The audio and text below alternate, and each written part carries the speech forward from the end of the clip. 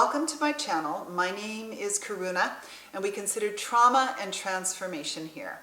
I often focus on understanding because if we understand a little bit more about our trigger or a little bit more about our trauma, we feel more expanded, more at ease with ourselves, and that trauma or that trigger doesn't quite have the power that it used to have over us, and that's a really good thing.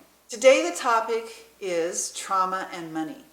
Through my work, I've noticed that for those who've experienced trauma, our financial relationship will express itself in one of two primary ways.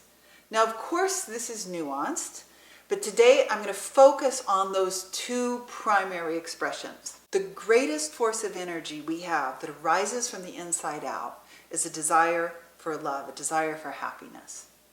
Now, in our physical world, there are two particularly powerful forces of energy that also express themselves in varied ways. One is sexual expression, and the other is financial expression, money. When we come from an inconsistent family environment, perhaps an abusive family environment, an environment where love was expressed in a very transactional way.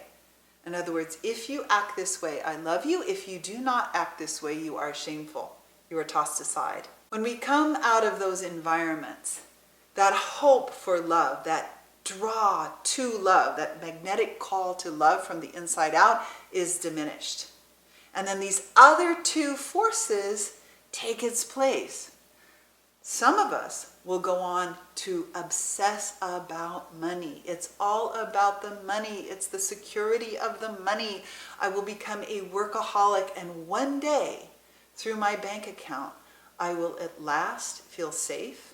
I will feel loved, and that hole in my heart will feel filled. Some of us go on and we live our entire life in that mode. Others self-reflect and say, whoa, all this anxiety over my bank account, all these insecurities that are coming up, it's not worth it. I got to do something different. A person who has this type of relationship with money, they can grow up, find a partner, perhaps have children. That relationship also has the potential to become a controlling relationship. They use money in the family unit. They dole it out in a way that it bestows love or retracts love. It's a false sense of security, a false sense of power. If that's you and it's wearing thin, congratulations. You're on the right track and you're on the right channel. To understand the second predominant relationship to money for those who've experienced trauma, we first have to understand what extrinsic is and what intrinsic is. Extrinsic, extrinsic. An extrinsic person is interested in career, money, fame, perhaps even celebrity. An extrinsic person has a hard time with change. An intrinsic person is interested in meaning, purpose, connection, and they're generally more open to shifts, more open to change. For an intrinsic person, it feels quite disingenuous, quite counter to their nature to fit into an extrinsic model. Do it my way, accomplish this, get it done now. Or heavily for-profit models. It's all about the profit over people. So now fast forward this child who may have grown up in an extrinsic family, fast forward that into the educational system and into a career. Now you can find a person who's become disenchanted with the system and doesn't quite know why. They think, why do I not fit in? Does this have any meaning? Does this have any purpose? Trauma creates an incredible underutilization of talent.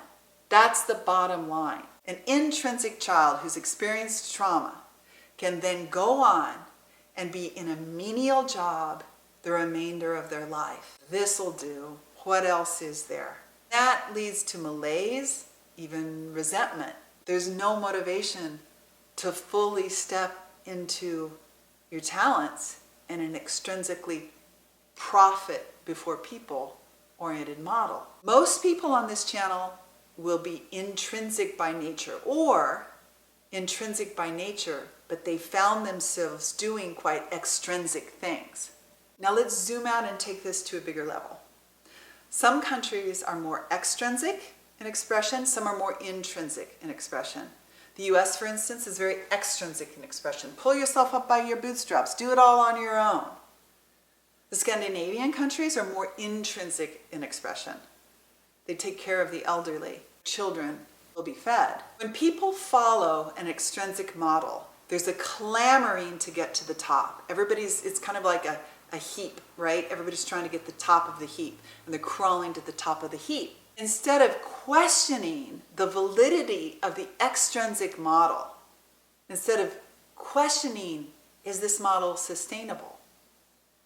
Extrinsic people will have a tendency to blame intrinsic people. They'll say, you're not contributing. What are you doing? You don't want to work. Pull yourself up by your bootstraps. You see this incredible split between extrinsic and intrinsic people. Why do I mention this?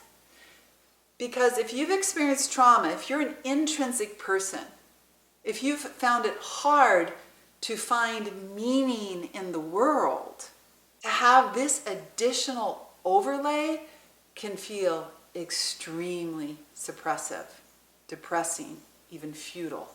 The primary relationship here with money is about meaning. Go into educational programs, go into careers that have meaning and purpose. The healing arts, social work, nonprofit organizations, social justice. Or maybe you work for yourself at your local market. Maybe you're making jewelry, making earrings. Explore meaning, explore purpose. And then the money will feel more satisfying. Intrinsic people will not be forced into these extrinsic models. It doesn't work. But extrinsic people don't get that. They try to use force and domination to get intrinsic people to adhere. Love does not ask us to adhere. Love frees.